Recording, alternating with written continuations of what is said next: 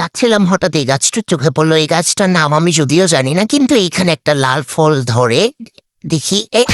আমি ধরার আগে তো পড়ে গেলে কেন?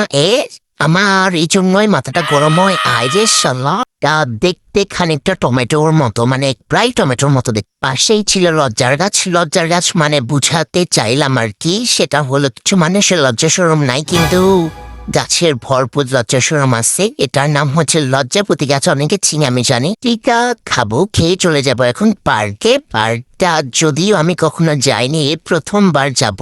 এখন টিকিট করতে যাচ্ছি, টিকিট করে নিয়ে আসছি। শালা 200 টাকা নিছে, মানে একটা টিকিটের দাম শালা 100 টাকা। আছে কি এটার ভিতরে আসলে?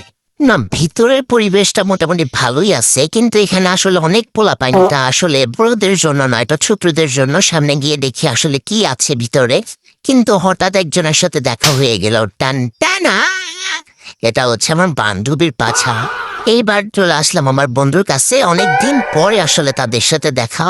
মানে আমি বুঝলাম একটা পার্কে আমার ফ্রেন্ড সার্কেলের সবাইকে দেখা যাচ্ছে। এই দেখো আরেকজন, এই আসলে দাঁত ব্রাশ করে না, মানে চোখগুলো দেখছো, দেখে মনে হচ্ছে খুব হিংসে। চলো এবার ফ্রেন্ড সার্কেলকে দেখা বাদ দিয়ে ভিতরে যাই প্রজাপতি দেখতে, কিন্তু ভিতরে একটাও প্রজাপতি ছিল না। দুঃখের বিষয়, আর কি বলবো। ওয়েদারটা অনেক খারাপ ছিল, বৃষ্টি হচ্ছিল বাহিরে অনেক টিপ টিপ করে। যাই হোক, যাচ্ছি সামনের দিকে, গিয়ে দেখি কি আছে এখানে। একটা ফুল গাছ, যদি একটু পানি ছিল ফুল গাছে, একটা পরশাল একটু বেশি করে পানি পর।